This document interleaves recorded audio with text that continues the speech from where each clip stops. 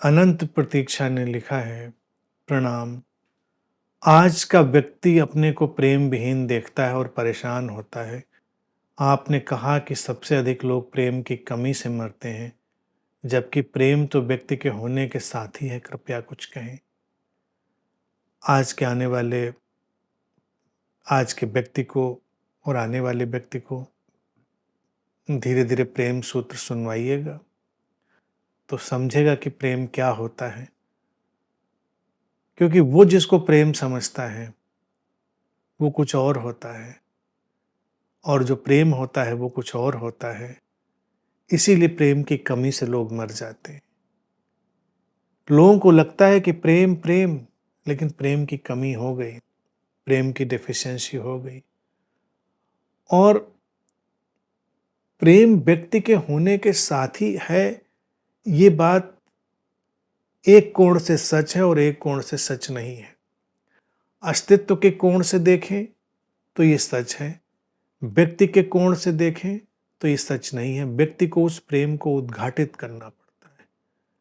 हम हैं तो ये सर्व के प्रेम का ही परिणाम है कि हम हैं, लेकिन हम प्रेम को अनुभव करेंगे, हम प्रेम को जिएंगे, तो हमें उसे उद्घाटित करना होगा, हमें उसे समझना होगा। हमें प्रेम के बारे में बने बनाए बंधे बंधाए अपने मतों और अपनी धारणाओं को छोड़ना और त्यागना होगा। ये बात सच है कि प्रेम की कमी से ही लोग सबसे ज़्यादा मरने वाले हैं। मैंने इस बात को पिछले अनेकों अनेकों साल से कहा है। चाहे वो कोई आतंकवाद हो, चाहे वो कोई दंगा हो, चाहे वो कोई क्राइसिस हो, उस सब के पीछे प्रेम की कमी ही होती है। प्रेम की कमी ही होती है जो व्यक्ति को ऐसे विध्वंसक तौर तरीकों की तरफ ले जाती है। घर परिवार में जो बिखराव है, लोगों के भीतर जो मानसिक संकट है, अस्तित्वगत संकट है जो लोगों के भीतर, वो सब प्रेम की कमी से। जो लोग प्रेम की बात कर रहे हैं उनके भीतर भी प्रेम की कमी है, क्योंकि वो प्रेम की बातें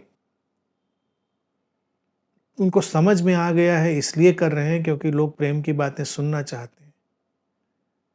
प्रेम की बातें तमाम लोगों के लिए वो मछली पकड़ने वाला चारा है। वो कांटे में चारा लगाकर जो कांटा डालते हैं नीचे,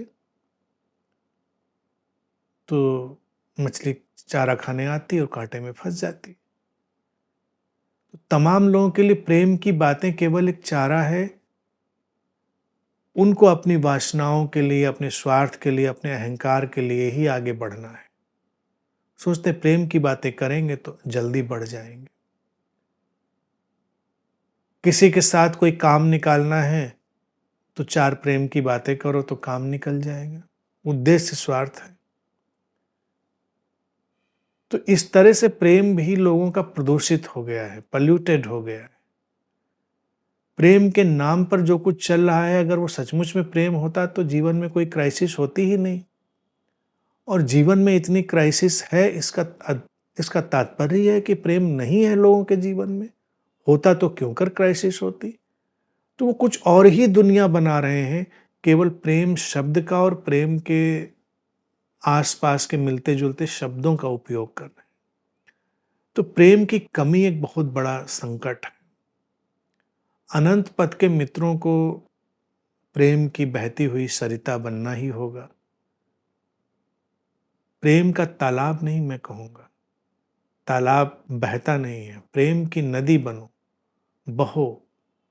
तुम्हारे किनारे बहुत से लोग बैठें और प्रेम का अनुभव करें, उसके साथ रसमय हों। तुम्हें देखकर किसी को प्रेम की याद आ जाए तो समझो तुम्हारे जीवन की सार्थकता हुई। अनंत पथ के मित्रों को मैं ऐसे ही चाहूँगा कि वो प्रेम की नदियाँ बन जाएं। इस प्यासे अतृप्त संसार में ऐसे लोगों की बहुत आवश्यकता है। और जैसे जैसे ये मात्रा बढ़ेगी, वैसे वैसे ये जो आसन्न संकट है, आने वाली जो विभीषिका है प्रेम की कमी की, शायद हम उसको कुछ कम कर पाएं। संदीप लिखते हैं, गुरुजी खुला हुआ और ग्रहणशील होना क्या है? क्या प्यास में ही इंतजार समाया हुआ है? देखो, खुलना एक बात है और ग्रहण करने के लिए तत्पर होना एक बात है। ये दो बातें हैं। जैसे हम अपनी अंजुरी खोल तो दें और लेकिन इधर-उधर ऐसे-ऐसे करते रहें, तो हम ग्रहणशील नहीं हैं। अब कोई पानी डाल रहा है लेकिन हम अपना यूँ-यूँ कुछ करते जा रहे हैं। खुले तो हैं लेकिन ग्रहणशील नहीं। कोई घड़ा खुल जाए लेकिन पलटता रहे, लुढ़कता रहे, तो खुल तो गया है लेकिन ग्रहणशील नहीं है। खुलना एक बात और ग्रहणशील बनने के लिए थोड़ा ठहराव, थोड़ी प्रतीक्षा, तब उस घड़े में भी पानी भरेगा, हमारी अंजुरी में भी पानी भरेगा। और प्यास में ही इंतजार समाया है, हमेशा ऐसा नहीं है, क्योंकि प्यास लोगों को बेचैन भी कर देती है, प्यास लोगों को उद्विग्न भी कर देती है, कुंठित भी कर देती है, प्यास लोगों को बहुत तरह से विचलित भी कर देती है, क्योंकि वो इंतजार नहीं कर पाते। अब प्यास में इंतजार आता ही तब है जब प्यास में एक समझ भी होती है।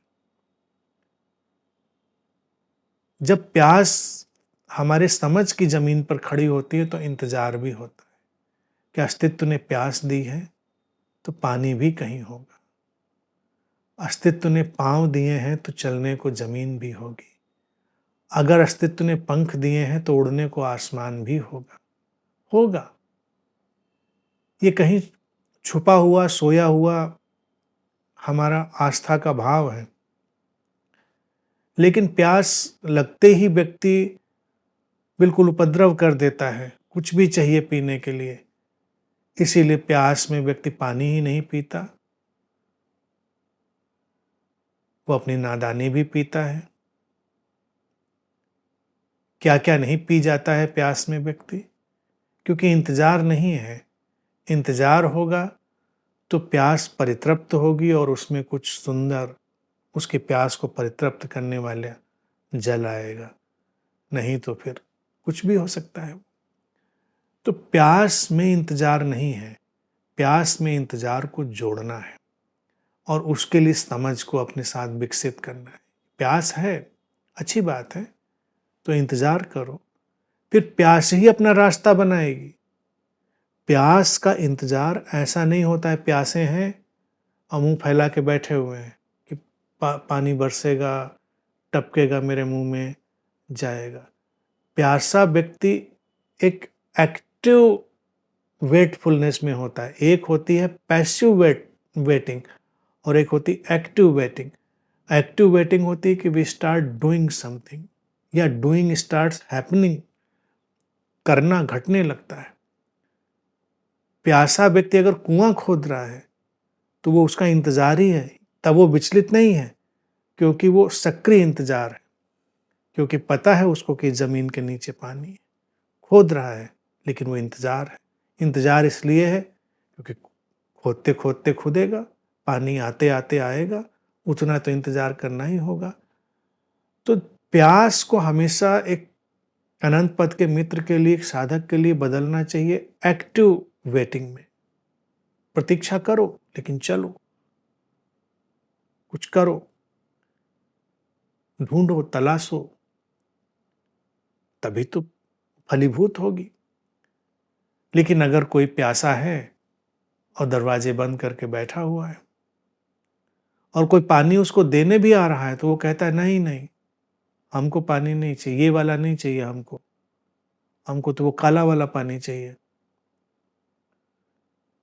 तो बैठे बैठे किसी दिन प्राण पखेरु अपने रास्ते निकल जाते हैं, सोचते हैं छोड़ो इसका झंझट, इसको प्यास को तृप्त करने से कोई मतलब ही नहीं है। तो ये सब घटनाक्रम है। इंतजार समझ के साथ विकसित होता है। पुरंजय लिखते हैं, प्रणाम प्रभु, यदि भीतर प्रेम और प्रसन्नता होती है तो बड़ी प्रामाणिकता से अभिव्यक्त होती है, जबकि भीतर अवसाद और भय हो तो उसकी अभिव्यक्ति भी बड़ी संकीर्ण और दिशाहीन होती है। ये क्या बताता है? ये तो पूरा दर्शन बताता है ना पुरंजय। ये तो पूरा जो गहन समझ का दर्शन है वही बताता है कि प्रेम सटीक है, प्रामाणिक है, प्रसन्नता सटीक है, प्रामाणिक है, तो उसकी अभिव्यक्तियां भी सटीक और प्रामाणिक होंगी। और अवसाद, भय, तुलनाएं, ये सब क्या है? ये वेग है, अस्पष्ट है, दिशाहीन है।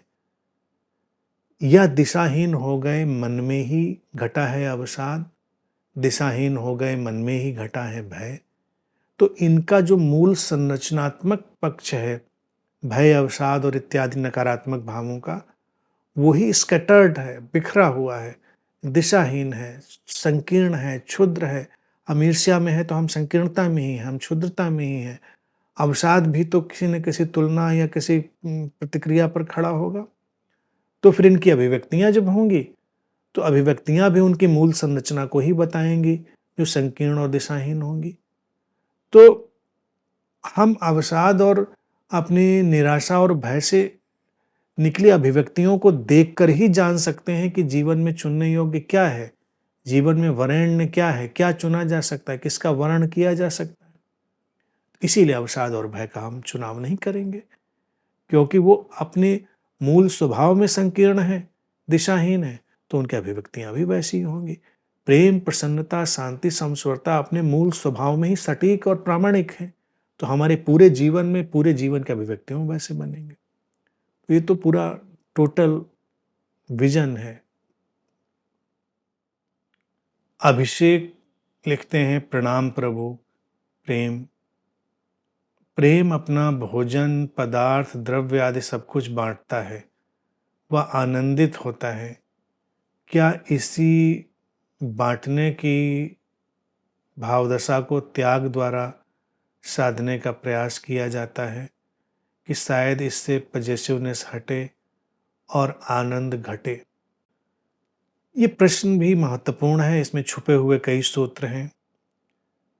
त्याग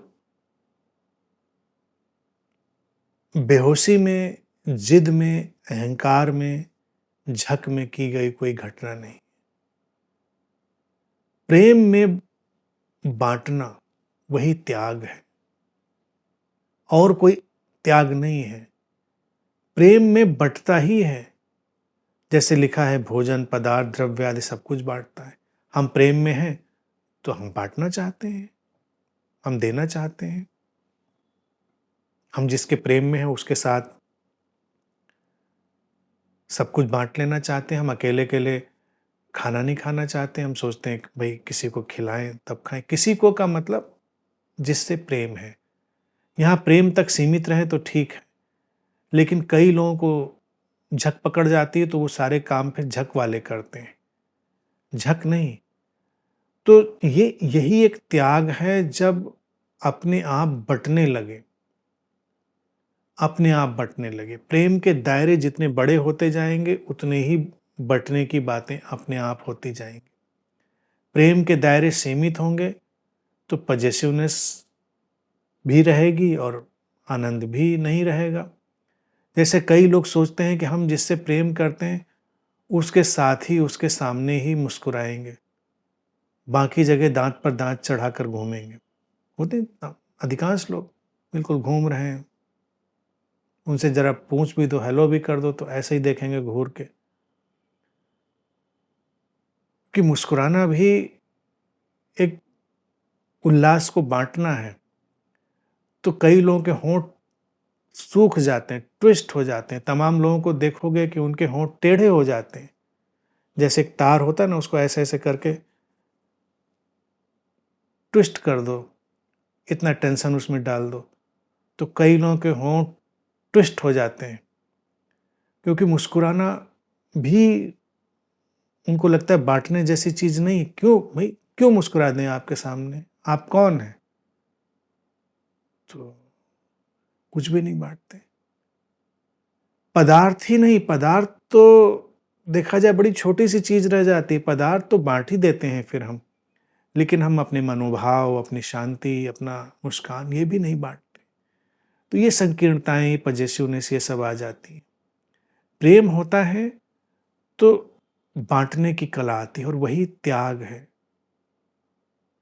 अक्सर त्यागी लोगों को देखो, वो बड़े रूखे सूखे और जड़ दिखाई देंगे, क्योंकि उनके पास बांटने के लिए कुछ है ही नहीं, तो त्याग किस बात का। त्याग तो तब है जब बांटने के लिए कुछ हो। फूल त्याग करता है, खुशबू बांटता है, उसका त्याग अच्छा है।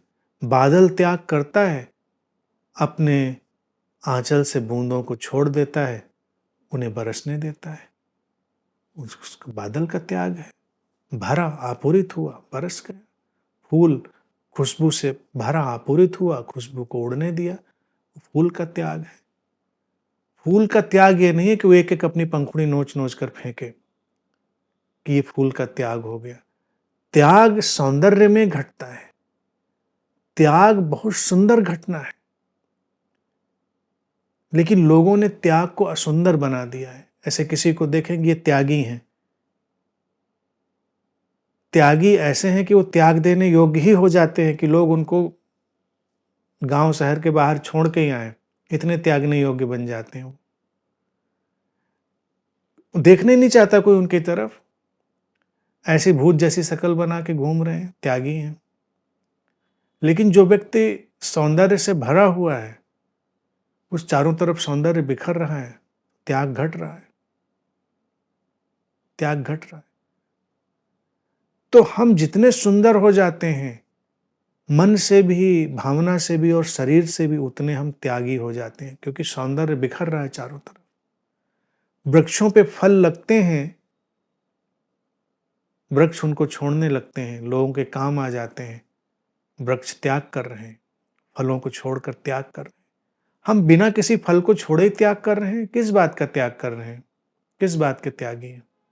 कि आप प्याज लहसुन नहीं खाते हैं, कि आप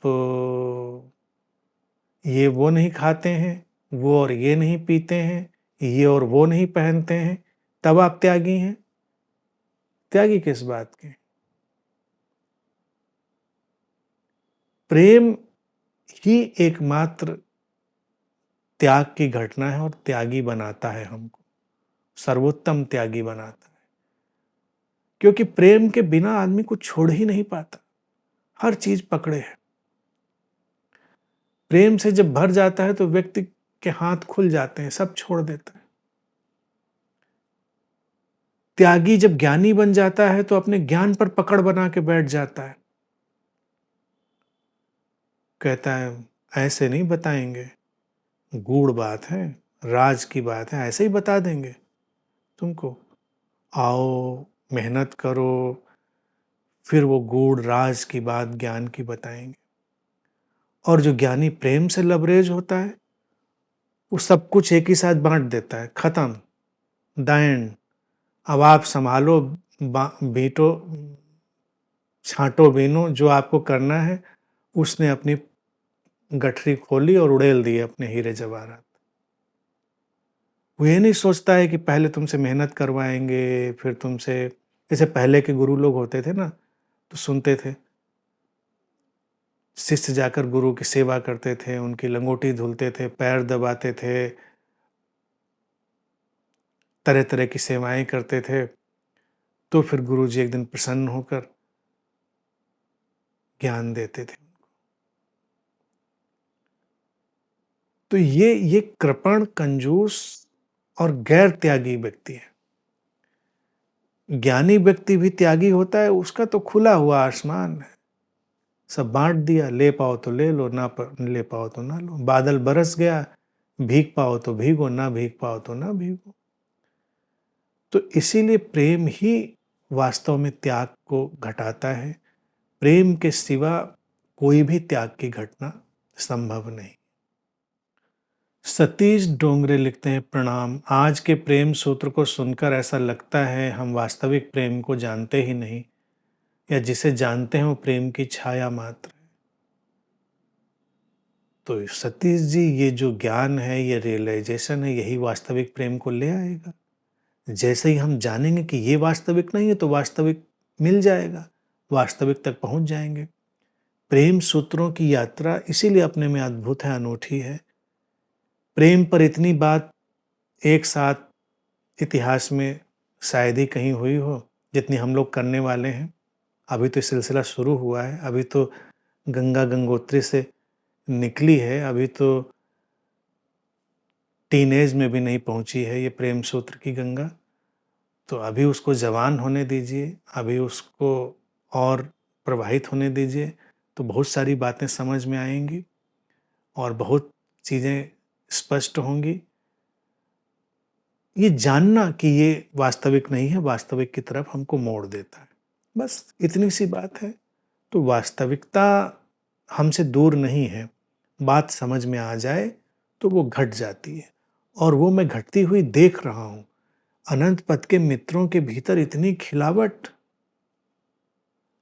मैं अभिभूत हो जाता हूँ कभी कभी, इतनी खिलावट।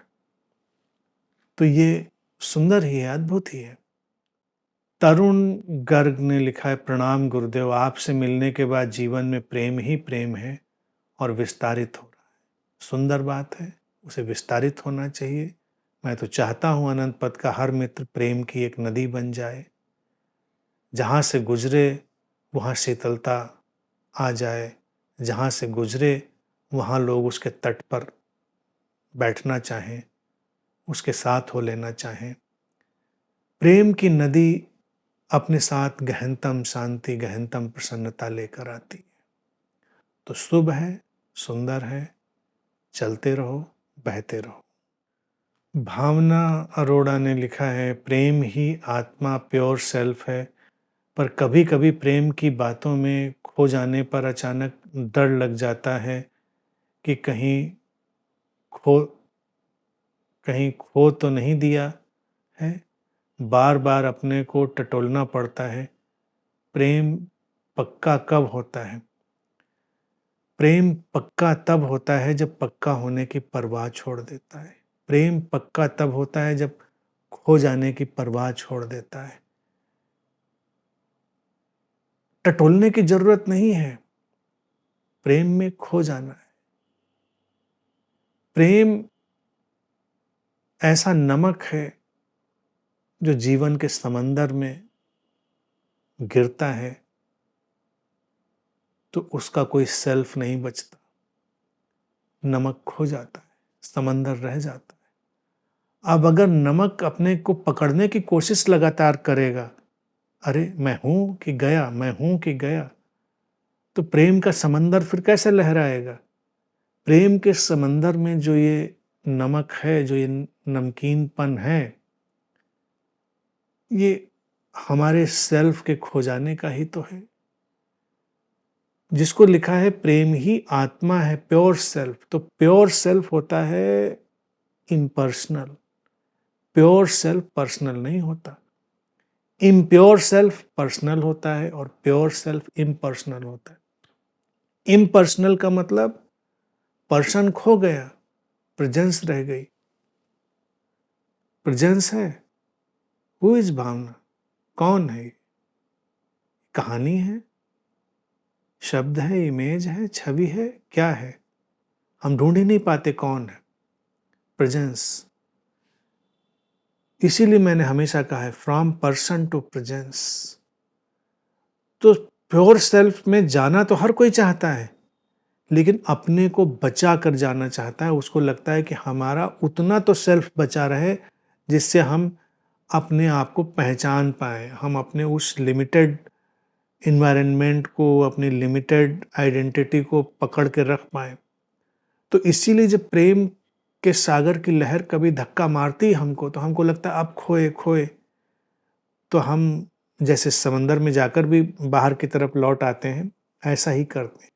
तो खो जाओ। डर लगे कि खो रहे हैं तो डरो, मरो, मिटो, लेकिन खो जाओ।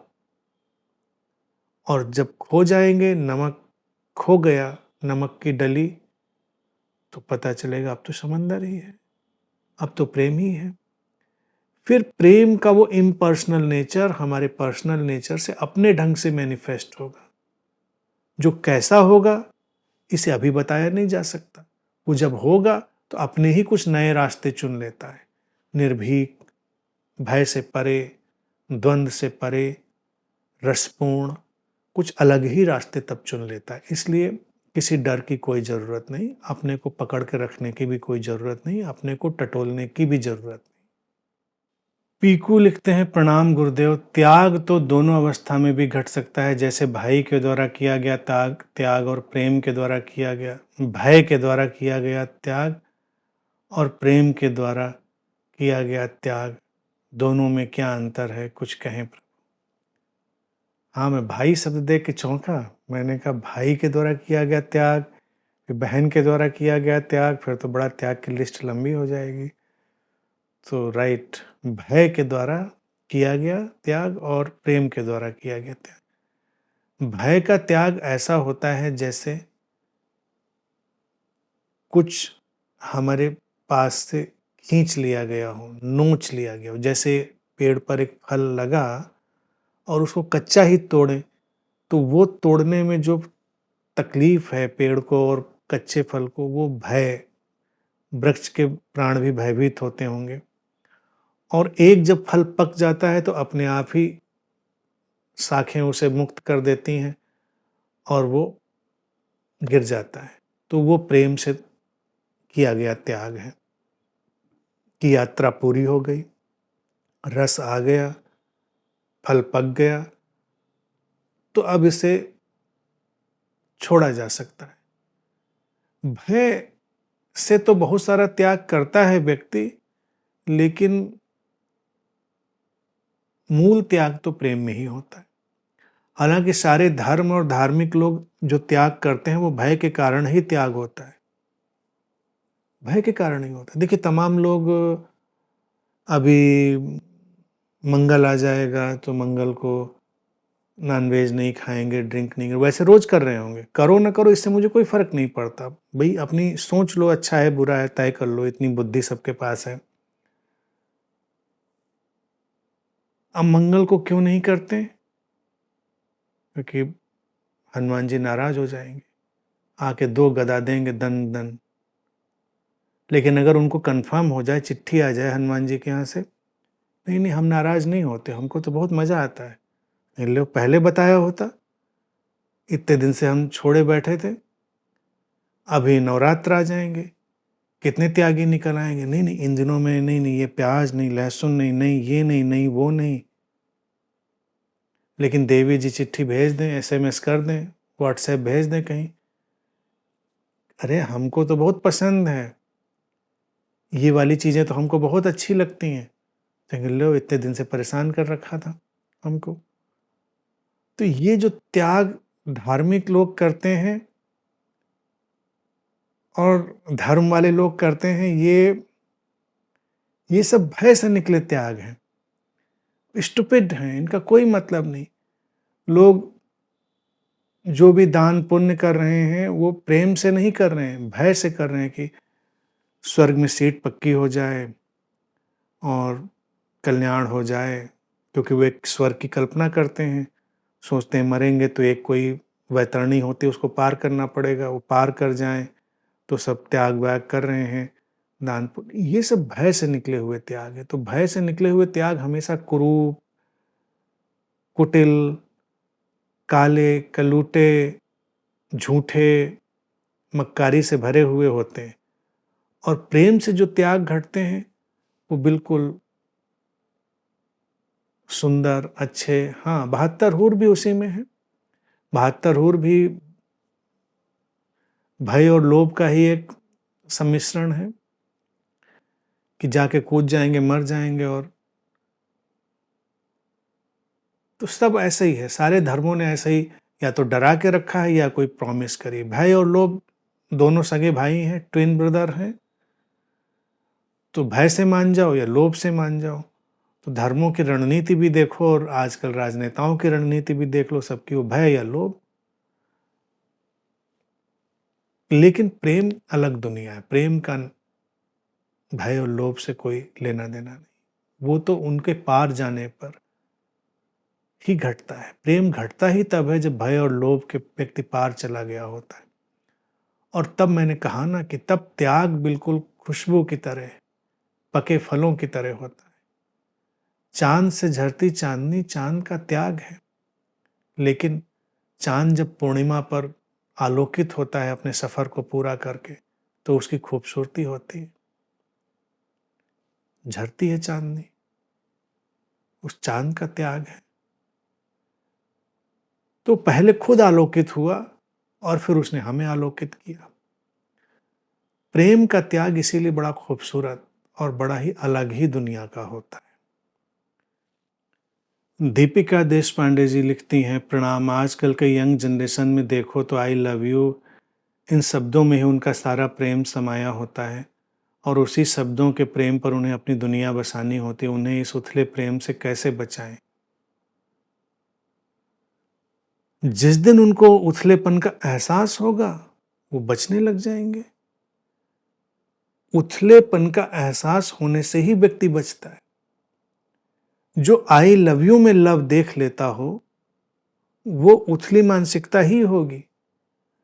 लव तो आंखों में, व्यक्ति के होने में दिखना चाहिए और आंखों और होने के बाद उसकी क्रियाओं में दिखना चाहिए। प्रेम वाले काम हों,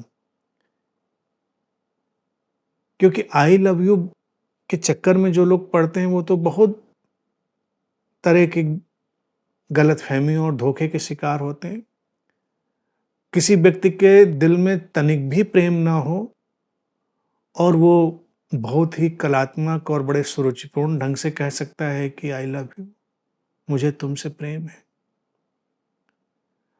देखो, फिल्म स्टार्स, तमाम स्टार गुरुज और स्टार नेता और सब रैंप पर चलते हुए घोषणा कर देते हैं, मुझे तुमसे प्रेम है, आई लव यू, और जनता एकदम क्रेजी हो जाती है। लेकिन क्या जब उन्होंने कहा आई लव यू तो उनके दिल में कोई तुम्हारे लिए प्रेम है? कुछ भी नहीं है, क्योंकि उनको पता है इस शब्द का इस्तेमाल करना है और इस शब्द सुनने में लोगों को अच्छा लगता है और ये केवल तरीका है पब्लिक से रिलेट करने का। तो जनरेशन यंग हो या ओल्ड हो, इस मुझे तुमसे प्रेम है, आई लव यू, ये सब तो इसके शिकार तो लोग हमेशा से रहे हैं। लेकिन अभी क्या है ना कि व्यक्ति के अंदर सचेतनता जब कम हो रही है, अवेयरनेस कम हो रही है, तब शब्द, खोखले शब्द प्रभावी होने लगते हैं। शब्दों में प्रेम नहीं ढूंढना चाहिए, प्रेम हमेशा क्रियाओं में ढूंढना चाहिए। इसलिए मैंने कहा कि प्रेम प्रामाणिक है, प्रेम ऑथेंटिक है, प्रेम प्रैक्टिकल है। अगर कोई किसी से प्रेम करता है तो वो उसके जीवन के प्रति उत्तरदायित्व की भावना से भरेगा, सहयोग की भावना से भरेगा, वो उसके जीवन के प्रति हर तरह से कंसर्न होगा, संवेदनशील होगा।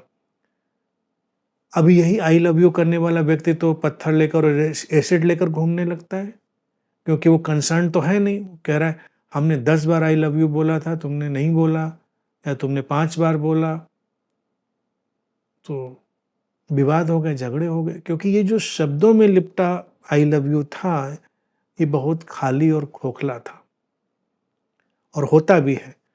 तो हमेशा प्रेम को देखना है तो क्रियाओं में देखो कि करते क्या हो प्रेम में। प्रेम में जो करते हो वही प्रेम है।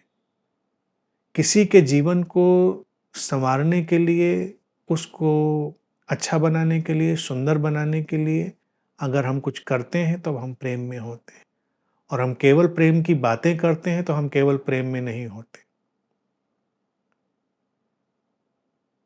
तो ये जनरेशन तो ट्रांजिशन के फेज से गुजर रही है और अच्छा है, अब ये सब मैसेजिंग और ये सब आ गया, तमाम तरह के ऐप्स आ गए और सब चीज़ें हो गई जिससे आज की जनरेशन इंटरेक्ट कर लेती है। तो कम से कम अब वो खून से चिट्ठी लिखने वाला वक्त नहीं रहा। नहीं तो पहले की जनरेशन खून से चिट्ठी भी लिखा करती थी। अब मैसेज तो खून से नहीं कर सकते हैं, और रेड कलर से कर देंगे लेकिन मज़ा नहीं आएगा। खून की इमोजी लगा देंगे तो भी मज़ा नहीं आएगा। लेकिन अब आज की जनरेशन इतनी हल्की भी हो गई है कि वो खून की इमोजी लगाकर रेड कलर से मैसेज लिख सकते हैं आई लव यू का। अब मेरे ज़माने में और मेरे ज़माने से पहले भी लोग खून से चिट्ठियाँ लिखा करते थे। अब मैंने तो कई बार अनंत पथ के मित्रों को प्रसंग सुनाया है। मुझे आज भी वो चीज़ फ़नी लगती। मेरा एक मित्र था, वो भी बहुत चिट्ठियाँ खून से लिखता था और जिससे देखो उसके प्रेम में पड़ जाता था और खून से चिट्ठियाँ लिखता था। अब कितना खून निकालेगा, वो लिखेगा। वो स्मार्ट व्यक्ति था, काबिल था। हालाँकि मैं तारीफ़ करूँगा कि उसके पास बुद्धि थी। वो जाके कहीं जहाँ पर ये स्लेटर हाउस होते हैं, वहाँ चला जाता था और वहाँ से शीशी में खून भरवा के ले आता था और फिर आराम से 3-4 चिट्ठी लिख लेता था उससे। अपना खून निकाल के तो एक लिखना मुश्किल है। 3-4 प्रेमिकाओं को चिट्ठी खून से लिख देता था। एक ही साथ 3-4 को निपटा देता था। पढ़ने वाले भाई आतंकित हो सकते हैं कि देखो खून से चिट्ठी लिख दी। तो स्मार्ट लोग पहले भी हुआ करते थे, वो ऐसे करते थे। तो आजकल की अपनी स्मार्टनेस है। बाकी रहा सवाल प्रेम का, ये जीवन का अति प्राचीन, अति पुरातन तत्व है, जो हमेशा अपनी जगह बना लेता है, जो हमेशा अपने रास्ते बना लेता है। पीढ़ी पुरानी हो, पीढ़ी नई हो, प्रेम का रंग एक है। प्रेम कभी बदला नहीं। प्रेम मनुष्यता के प्रारंभ में भी वैसा था, प्रेम आज भी वैसा ही है। तो पहचान लेंगे लोग।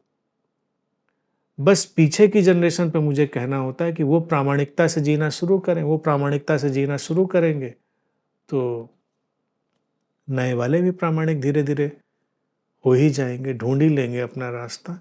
बाकी आई लव यू कहने में कोई बुराई नहीं है। कहो, बिंदास कहो, बेधड़क कहो आई लव यू, और लेकिन प्रामाणिक ढंग से कहो, प्रामाणिक ढंग से कहो, गैर प्रामाणिक ढंग से मत कहो। फिर वो उथला हो जाएगा, हल्का हो जाएगा। अनंत प्रतीक्षा ने लिखा है, प्रणाम। प्रेम में धोखे का एक रूप हनी ट्रैप है, इसमें भी लोग कई बार फंस जाते हैं, कृपया कुछ कहें। आजकल असली हनी भी तो मिलना बड़ा मुश्किल हो गया है। हनी भी बड़ा मिलावट वाला आ रहा है और हनी ट्रैप में फंसने वालों के को भी थोड़ी विकसित चित्त दशा चाहिए होती है, या कुछ सेलिब्रिटी हो तो हनी ट्रैप में फंसे भी। छोटे मोटे लोग क्या हनी ट्रैप में फंसेंगे? वो तो गोंद के ट्रैप में ही फंस चुके होते हैं। उन किसी बड़े व्यक्ति को ट्रैप करने के लिए तो हनी ट्रैप काम करता है। छोट भाइयों को ट्रैप करने के लिए तो प्रेम का गोंद ही पर्याप्त है। वो प्रेम के गोंद में ही ट्रैप हो जाते हैं, उसी में मस्त हैं वो। हनी तक तो बहुत बाद में पहुंचते हैं वो। तो प्रेम की घटना है तो उसमें धोखे वगैरह सब हो सकते हैं, ऐसी कोई असंभावना नहीं है। क्योंकि जो धोखे में ही अपने जीवन को जी रहा है, जीवन को ही धोखा बना लिया है, वो प्रेम का भी एक धोखा निर्मित करेगा, प्रेम का भी धोखा निर्मित करेगा। लेकिन हमें उन लोगों से क्या लेना देना जिन्होंने अपने जीवन को ही एक धोखा बना लिया है? वो अपनी जाने। पुरंजय कहते हैं, क्या प्रेम की शुरुआत ही होती है यहीं से कि मैं प्रसन्न हूँ और मुझे जो चाहिए मेरे पास है?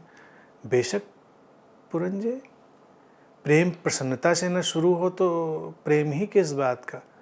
भी किसी से हम मिले और प्रेम की शुरुआत हुई तो प्रसन्नता ही तो उमगती है, जॉय ही तो उमगता है। ऐसा तो नहीं होता कि हम किसी से मिले और बिल्कुल हम अप्रसन्न, निराश, हताश हो गए, तो काहे का प्रेम रह जाएगा? फिर वो प्रेम कहाँ रह जाएगा? तो प्रेम प्रसन्नता से ही शुरू होता है और प्रसन्नता के साथ ही बढ़ता है, प्रसन्नता को ही सींचता है। अपने साथ वो शांति भी लाता है, अपने साथ वो समस्वरता भी लाता है। ये चारों भाई बहनें जो भी हैं, वो सब अपने साथ एक साथ रहते हैं। तो प्रसन्नता तो अनिवार्य है। प्रेम को पकड़ना है तो प्रसन्नता से ही पकड़ना पड़ेगा। प्रसन्नता अगर हम नहीं पकड़ पा रहे हैं तो प्रेम को भी कभी नहीं पकड़ पाएंगे। पीकू कहते हैं कि प्रणाम गुरुदेव, क्या प्रेम के अभिनय से भी दूसरे के जीवन में प्रेम घट जाता है? आज के समय में जो लाभ जिहाद के बारे में कहा जाता है उसमें लोग तो आसानी से फंस। लव जिहाद, लोग इतने निराश हैं, इतने हताश हैं और इतने सोए हुए हैं कि उनको प्रेम की प्रामाणिकता देख पाने की क्षमता और फुर्सत ही नहीं। प्रेम के अभिनय से भी लोग प्रेम में पड़ सकते हैं, लेकिन वही बात है फिर, ये जैसे अभी सूत्र ने कहा था कि प्रेम कोई पसंद नहीं है और अभिनय पसंद को बढ़ावा देगा। प्रेम जीवंतता का प्रवाह है, सूत्र ने कहा था, और वहाँ पर जब अभिनय होगा तो जीवंतता तो नहीं होगी, बहुत सारी कृत्रिमता होगी। प्रेम का अभिनय लोगों को झांसे में डाल तो सकता है बेशक, लेकिन जो पढ़ रहे हैं वो उस योग्य ही हैं, वो उस वास्तविक प्रामाणिक प्रेम को जानते ही नहीं। देखो, व्यक्ति अपनी झूठी प्रशंसाओं से बच जाए, व्यक्ति छोटे मोटे स्वार्थों से बच जाए, इन सब से ऊपर उठे तो प्रेम का अभिनय बहुत देर तक नहीं चल सकता है। अभिनय के झांसे में वही लोग आते हैं जो पूरी तरह से गैर ध्यानी हैं और जिनको जीवन के बारे में कुछ भी पता नहीं है, वो निराशा हताशा से भरे हुए हैं। तो कोई भी व्यक्ति अगर उनकी प्रशंसा कर देता है तो उनको लगता है वाह, देखो बाकी लोगों ने मेरी कभी प्रशंसा नहीं करी, इस व्यक्ति ने मेरी। तो इन सब चीज़ों से बचना चाहिए। बाकी तो सब टर्म्स हैं, चलते रहते हैं, और मूल रूप से प्रेम की कसौटी जो मैंने बताई है उसको जब तक लोग नहीं पकड़ पाएंगे तो ये लव जिहाद हो या लव विवाद हो या लव मवाद हो, ये सब चलता ही रहेगा। कसौटी यही है कि प्रेम आया और सच्चा प्रेम आया तो अपने साथ प्रेम के साथ शांति लाना है, अपने साथ प्रसन्नता लाना है, अपने साथ समस्वरता लाना है, और इसके जो रिफ्लेक्शन होंगे वो करुणा के रिफ्लेक्शन, स्वतंत्रता के रिफ्लेक्शन, चारों तरफ जीवन को विकसित होने देने के रिफ्लेक्शन, ये सब होंगे। और वास्तविक रूप में ये सब कल्टलेस होगा, इसमें कोई कल्ट, कोई धर्म, कोई संप्रदाय का कोई रोल नहीं होगा। अब हम ये तो नहीं आज के समय में कह सकते हैं, जैसा कि शब्द से लोग लव जिहाद से बातें उठाते हैं कि इसको इससे प्रेम करना चाहिए, इस मजहब वाले को इस मजहब वाले से। प्रेम तो सार्वभौमिक है, कहीं भी किसी को कभी भी हो सकता है, किसी से भी हो सकता है, लेकिन वो प्रेम सृजनात्मक हो, संप्रदाय विहीन हो और अपने साथ शांति और प्रसन्नता को लाने। और अगर ये सब चीज़ें आ रही हैं तो फिर ठीक है, फिर उसमें कोई समस्या नहीं। आज का आखिरी प्रश्न अनंत देवीना कहती हैं, अनंत श्री, हर उम्र में परिपक्वता भी तो अलग होती है, तब क्या करें? तो अपनी उम्र की उस समय की परिपक्वता के अनुसार चलें, जिस समय जो परिपक्वता है उसके अनुसार चलें, फिर आगे जब परिपक्वता बढ़ जाए तो उसके अनुसार चलें। परिपक्वता भी एक क्रम में है, तो परिपक्वता बढ़ती जाती है तो उसके अनुसार ट्रांजिशन होते चले जाना चाहिए। जैसे हम छोटे होते हैं तो एक तरह के कपड़े पहनते हैं, फिर बड़े हो जाते हैं तो अलग तरह के कपड़े, फिर और बड़े हो जाते हैं तो अलग तरह के कपड़े। कपड़े जैसे बदलते चले गए, ऐसे ही हमारा व्यवहार, हमारा आचरण, हमारा सब रिस्पॉन्स भी बदलते चले जाना चाहिए। लेकिन अगर अब छोटी उम्र में एक कपड़ा पहनते थे और बड़ी उम्र में भी उसी में अपने को फिट करने की कोशिश करें तो ये अपरिपक्वता होगी। उस परिपक्वता में परिपक्वता के पड़ाव हैं। बच्चा अपना बच्चा होने में परिपक्व है, किशोर अपने किशोर होने में परिपक्व है, वयस्क अपने वयस्क होने में परिपक्व है। हर परिस्थिति, हर घटना, हर फ्रेम जीवन का अपने उस पड़ाव पर अपनी तरह से परिपक्व ही है, तो उसकी अभिव्यक्तियां, उसके रिफ्लेक्शन उसके अनुरूप होंगे। तो जब वो फ्रेम बदल जाएगा तो उसके अनुरूप होना पड़ेगा। तो ये केवल अनुरूपताओं का बदलते चले जाना है, और यही तो वाइज है कि वो बदलते चले जाएं, फिर कोई मुद्दा ना उठे उस चीज़ का। तो जब जहाँ जिस पड़ाव पर जैसी आवश्यकता हो वैसा करें। हम बच्चे से बूढ़े वाली आशा ना करें, बूढ़े से बच्चे वाली आशा ना करें। सबके अपनी अपनी परिपक्वताएं हैं। बच्चे को अगर एक सिली गेम खेलने में मज़ा आ रहा है तो हम उसको खेलने देते हैं, क्योंकि हमको पता है ये इसके लिए ही ठीक है। लेकिन जब बड़े होकर, बूढ़े होकर भी वही सिली गेम खेलना कोई चाहता है तो समस्या खड़ी हो जाती है। बूढ़े अपने सिली गेम बनाए, जो कि बना ही चुके हैं तमाम लोग। क्रिएटिविटी कम थोड़ा ही है। संसार में मूर्खता की, क्रिएटिविटी की कोई सीमा नहीं है। तो खुश रहें और अपनी परिपक्वता के अनुसार चलें।